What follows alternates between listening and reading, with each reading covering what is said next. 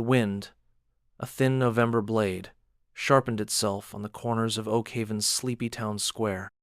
It worried the faded flag above the post office and skittered dry leaves across the cracked pavement, their rustling like the whispers of forgotten things.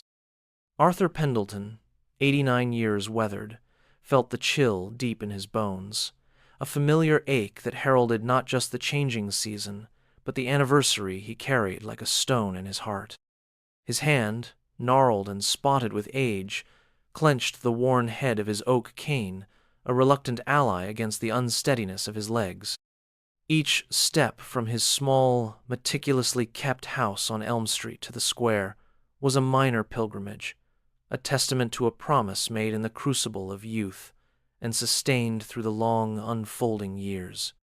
The town, once bustling with the laughter of his children and the firm step of his Eleanor beside him, now seemed to hold its breath as he passed, its silence amplifying his solitude. Eleanor was gone 5 years now, and the quiet of their home was a constant, low hum beneath the surface of his days. He reached the modest granite obelisk at the center of the square. Its surface, cool and unyielding, was etched with names, sons of Oakhaven who had marched away under brighter skies and never returned. His gaze, milky with cataracts but sharp with memory, found the one he sought. Michael P. Sullivan, PFC, USMC. Arthur carried a small, soft brush and a clean cloth, rituals unchanged by decade. With slow, deliberate movements, he swept away the clinging autumn debris from the inscription, his touch gentle, reverent. Then, from the inner pocket of his threadbare woolen coat, he produced a single, crimson carnation, its vibrant color a stark defiance against the gray morning. He carefully placed it at the base of the stone, its petals trembling slightly in the persistent wind. He straightened, a painful effort, and stood without the aid of his cane for a moment, his shoulders squared as much as age would allow, his head bowed. No grand pronouncements, no audience, save the indifferent pigeons and the occasional passing car whose occupants barely glanced his way. This was his sacred duty, a quiet conversation with a ghost, a reaffirmation that some things, some people, were not to be forgotten. The world might hurry on, its attention consumed by the new and the now, but here, in this small wind-swept square, Arthur remembered. A tear, hot and unexpected, escaped the corner of his eye and traced a path down his wrinkled cheek. He did not brush it away. It was a tribute, too, this moisture of sorrow, as vital as the crimson flower. He was unaware of the profound stillness he projected, the silent dignity of his solitary vigil, a small, flickering candle of remembrance in the vast, gathering twilight of forgetting. He expected nothing, sought no accolades. He was simply a man keeping faith with a fallen friend, an old Marine answering a roll call only he could hear. Lost in the currents of memory, Arthur was transported from the chill of Oakhaven to the biting, marrow-deep cold of a Korean winter, 70 years gone. He saw Mikey Sullivan's grin, wide and infectious, even as they huddled for warmth in a frozen foxhole, their breath pluming like smoke in the frigid air. Mikey, always quick with a joke, always first to share his meager rations. They'd enlisted together, 2 boys from Oakhaven eager to prove themselves, to see the world, blissfully ignorant of the horrors it held. The Chosen Reservoir. The name itself was a shiver down Arthur's spine, a landscape of ice and fire etched into his soul. He remembered the overwhelming numbers, the relentless attacks, the cacophony of battle that stole the air from his lungs. And he remembered Mikey, charging forward, always charging, until a burst of enemy fire had cut him down, his bright spirit extinguished in the blood-stained snow. Arthur had been there, had tried to reach him, but the chaos, the sheer impossibility of it. He'd carried Mikey's last letter, a crumpled, hopeful message to his mother, tucked inside his own uniform for weeks, a tangible weight of loss and responsibility. Survivor's guilt was a shadow that had never fully receded, even after all these years. Eleanor had understood. She hadn't known Mikey, Not really, but she'd understood the geography of Arthur's grief, the silent anniversaries he observed. Her hand on his arm, her quiet presence beside him on these November mornings, had been a comfort, a shared burden. Now her absence made the silence around him denser, the memories sharper, more poignant. He whispered Mikey's name, the sound snatched away by the wind. "Still here, pal. Still remember."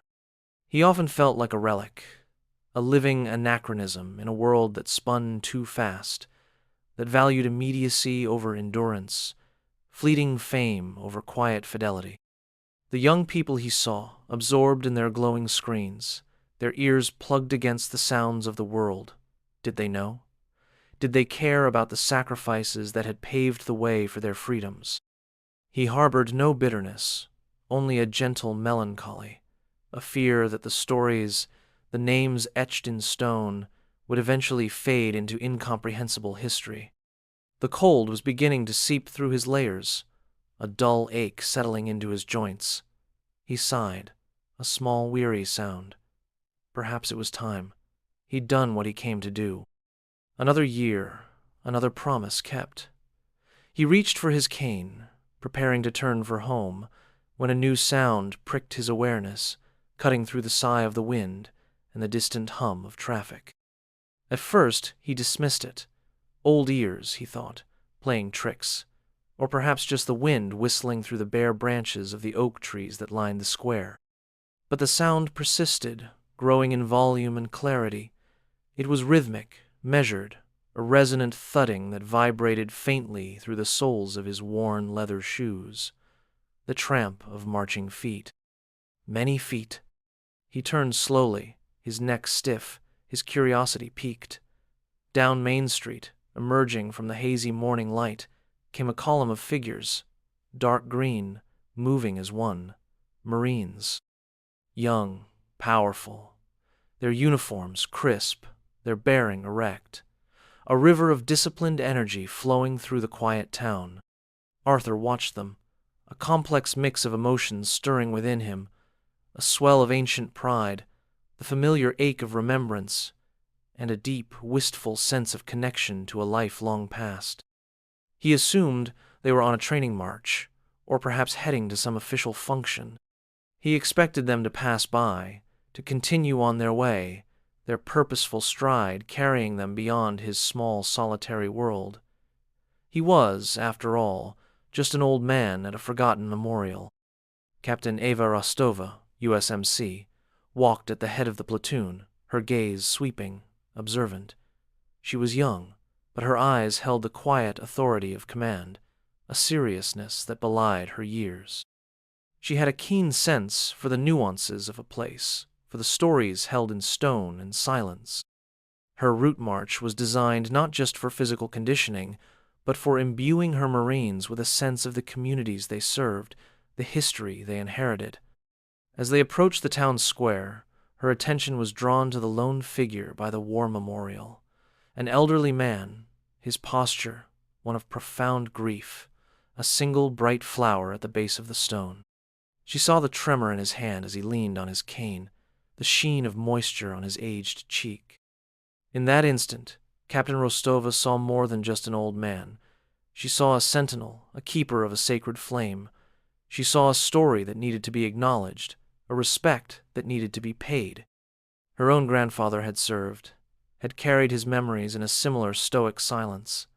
She understood the weight of those unspoken burdens. Without breaking stride, without a shouted command that would shatter the morning's fragile peace, she gave a subtle hand signal to her platoon sergeant, gunnery sergeant Marcus Thorne, a man whose face was a roadmap of deployments and whose presence radiated quiet strength. Thorne, catching her eye, understood immediately. He relayed the signal down the column. The rhythmic beat of 70 pairs of boots ceased. The sudden, profound silence was almost shocking, broken only by the idling engine of a delivery truck that had stopped at the edge of the square, its driver watching, bewildered. The platoon, with the fluid precision of long practice, executed a flanking movement, turning as one to face the memorial, to face Arthur. Arthur blinked, startled by the abrupt halt, by the sudden focus of so many young, uniformed eyes. He didn't understand. Were they taking a break? Why here, of all places? A flutter of unease mixed with his surprise. He felt exposed, his private grief suddenly under a very public, very disciplined gaze. He clutched his cane tighter, a small anchor in a suddenly shifting reality. Captain Rostova and Gunnery Sergeant Thorne detached themselves from the formation and walked towards him.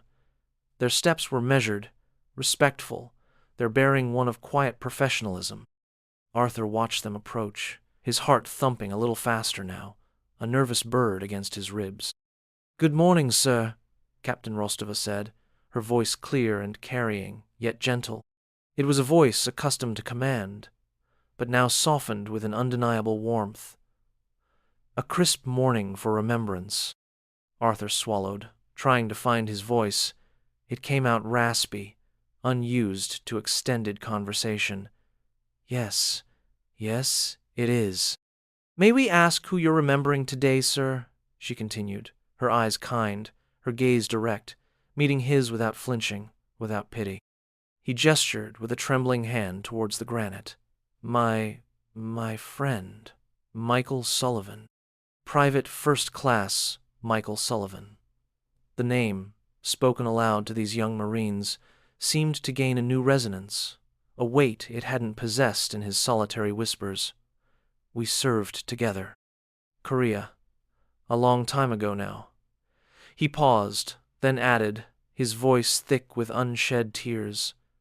"Lost him this day. 70 years past, at Chosin." Gunnery Sergeant Thorne, whose own father had been a Marine in Vietnam, and whose grandfather had stormed beaches in the Pacific, nodded slowly. His eyes, though, held a flicker of recognition, a depth of understanding that transcended the mere facts of history. "The chosen few, sir," he said, his voice a low rumble. "A hard fight, a testament to the spirit of the Corps." Arthur looked from the gunnery sergeant to the captain, a dawning surprise in his gaze. "Yes, you know of it?" It was a detail often lost to the broader strokes of history, a brutal chapter overshadowed by other, larger battles. "We know the history, sir," Captain Rostova affirmed, a faint, respectful smile touching her lips. "We study it. We learn from it. We stand on the shoulders of giants like Private Sullivan. And like you, sir." Arthur felt a warmth spread through his chest, chasing away some of the morning's chill. He looked past the officers to the platoon of young Marines standing at ease, their faces serious, attentive, their eyes fixed on him. In their youth, in their crisp uniforms, in the unwavering set of their jaws, he saw echoes of Mikey, of himself, of all the young men he had known who had worn the Eagle, Globe, and Anchor. The equipment was different, sleeker, more advanced. The faces were a reflection of a more diverse America. But the spirit, that indefinable essence of commitment, of shared purpose, of quiet courage, that, he felt, remained unchanged. It was a thread, unbroken, stretching across the decades. His own time as a young Marine, full of bravado and fear, pride and camaraderie, came rushing back, not as a painful memory, but as a living connection to these young souls before him. A quiet command from Captain Rostova, almost a murmur, yet it rippled through the platoon with instant effect. "Platoon, attention!" 70 bodies snapped to rigid uprightness. To the fallen, and to those who remember, present, arms. The synchronized crack of rifles being brought to the present, the flash of gloved hands rendering sharp salutes, echoed in the stillness of the square. It was a sound Arthur knew intimately, a sound that resonated deep within his Marine Corps.